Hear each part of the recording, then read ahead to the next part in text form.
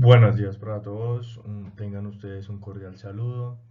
En esta ocasión vamos a hablar sobre factores de producción, puesto que lo vimos en la sesión pasada.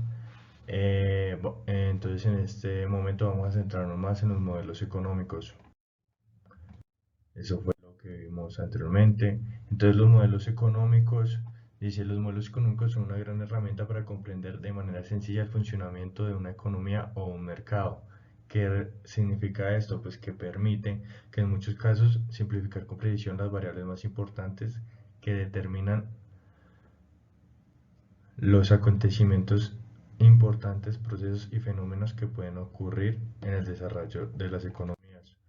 Los costos de oportunidad. Un costo de oportunidad es el coste de la alternativa a la que renunciamos cuando tomamos una determinada decisión, incluyendo los beneficios que podríamos haber obtenido de haber escogido la opción alternativa. ¿Qué nos quiere decir esto? Eso quiere decir que si nosotros tenemos un proceso de un negocio y nos montan otro, entonces a veces nosotros por querer meterle la ficha a este, entonces dejamos de seguir en este y nos vamos para acá, aún sin saber si es completamente fiable. Entonces para esto existen los tipos y los pasos para calcular el costo de oportunidad. ¿Que cuáles son? Son identificar las alternativas que se poseen. Por ejemplo, a dónde le meto más la ficha, a dónde quiero trabajar más. Calcular los gastos de cada alternativa. Entonces aquí es donde nosotros revisamos si aquí es fiable, pues entonces invierto acá y sé que no voy a perder mucho. Entonces está el conocimiento, también el análisis de cada proceso, proyecto que se esté realizando. Calcular el retorno de inversión, saber qué beneficios otorgará cada opción y alternativa de inversión. Es lo que está diciendo, el análisis de cada uno. Tú no puedes ir de cabeza a algo que no conoces, algo que desconoces. Entonces debes primero darte a conocer, entender el proyecto, el proceso, para saber cuáles son los beneficios que vamos a obtener. Escoger la opción más aprovechosa. Se debe elegir la opción que sea más beneficiosa y de más rentabilidad. Es a lo que refiero. Para eso son los pasos, son las oportunidades. Entonces, mi capital acá, invierto muy bien, sé cuál es el proceso, sé para dónde va, sé qué va a tener a futuro. Buen día para todos. Soy John Restrepo, profesional de la Corporación Unificada Nacional de Educación Superior. Para el día de hoy vamos a hablar sobre el flujo circular de la economía. Flujo circular en la economía es básicamente la renta, que es el modelo que facilita la comprensión del funcionamiento básico de la economía. Es decir, la relación entre los diferentes agentes económicos formados por las familias, las empresas, el sector público y el sector exterior. Este a su vez maneja un engranaje, que es básicamente el esquema del flujo circular de la renta, ¿sí? Este engranaje es una especie de círculo, por decirlo así, al llamado vicioso, donde dependen los unos de los otros, es decir, el Estado, diferentes mercados, la empresa y las familias, donde se ofrecen unos bienes y servicios en unos y en otros tierra, capital y trabajo. Por otro lado está el papel del gobierno en la economía. La participación del Estado y del gobierno en la economía es fundamental. Las tareas o funciones del Estado en la economía son al menos redistribución de la renta, estabilización de la economía, asignación de recursos, promoción del crecimiento y regulación económica. Muchas gracias. Les hablo del sector externo de la economía. Sector externo en la economía es aquel sector que abarca todas las transacciones económicas que incluyen bienes y servicios, pero que no están en nuestro marco de país, sino que van más allá, es decir, sobrepasan las fronteras, trascienden las fronteras y estaremos hablando de una economía ya con otros países y con el mundo. Entonces, todo lo que es exportación de bienes y servicios, movimientos financieros y de bienes de capital internacionales, pagos de instituciones internacionales, lo que tiene que ver con la renta, transacciones de una economía con el exterior, se registran en la balanza de pagos. Entonces, eso es sector externo. Bueno, entonces tenemos el comercio. El comercio Es una pieza fundamental para la vida del ser humano, ya que este nos ha permitido fortalecer relaciones personales, pero económicas. Bueno, tenemos en cuenta de que en el comercio interactúan tres puntos importantes, que es intercambio de bienes y servicios entre varias partes a cambio de bienes y servicios. Es decir, entonces, te doy mi producto, tú me das un producto, eso es lo que lo llamamos como trueque. Ahora no se utiliza gracias a la llegada del dinero, que fue muy importante, pieza clave, para lo que es intercambio sin necesidad de que haya que entregarle otro producto o otro servicio a cambio de, sino se le entrega el dinero como herramienta fundamental.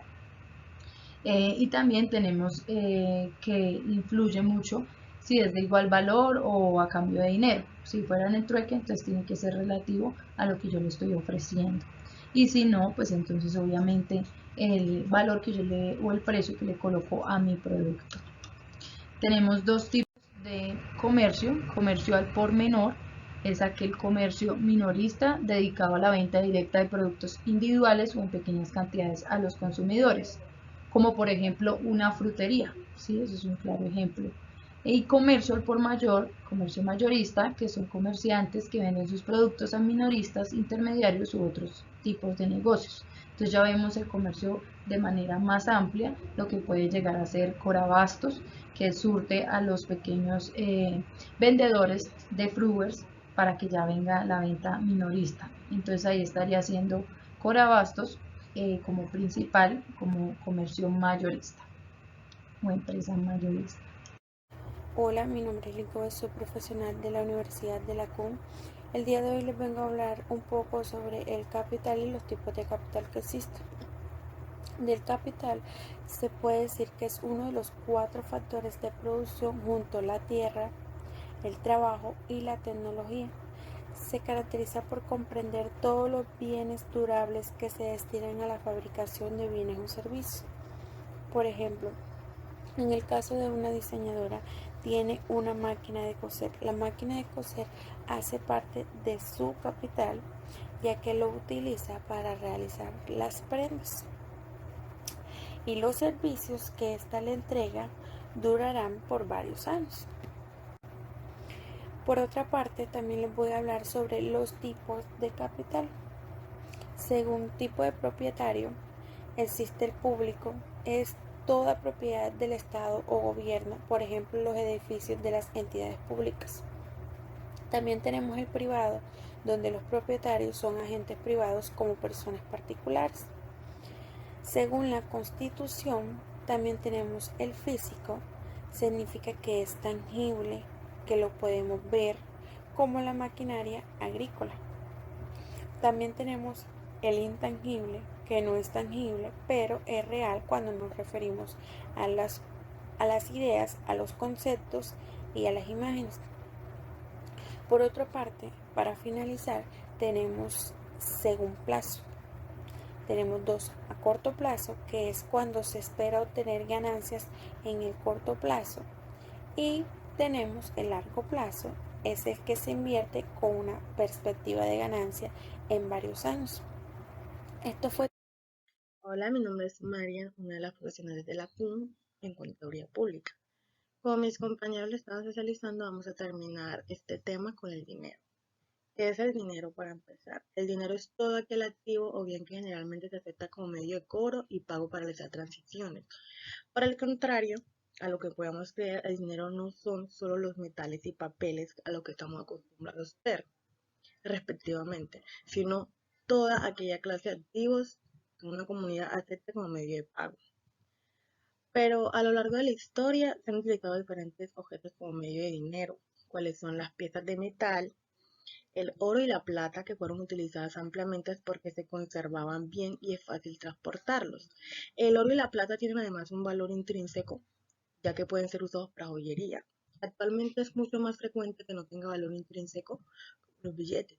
Al dinero sin valor intrínseco se le conoce como dinero fiduciario, que la gente acepta el dinero porque confía en lo que podrá usar en otras transiciones. Básicamente eso es lo que se le conoce como dinero. Ahora bien, el dinero tiene unas funciones que tiene que cumplir, cuáles son el medio de cambio, la unidad de cuenta y el depósito de valor. ¿Qué es el medio de cambio? El medio de cambio, ya que es generalmente aceptado por la sociedad para saldar la compra y venta de bienes, como lo anteriormente lo conocíamos como trueque, se podría decir. La unidad de cuenta, porque permite fijar precios y documentar deudas. Y por último, el depósito de valor, ya que permite transferir la capacidad para comprar bienes y servicios a lo largo del tiempo. Ya para terminar con un poco con el tema del dinero, vamos a ver sus características. ¿Cuáles por ahora? Vamos a conocer 5. ¿Cuáles son?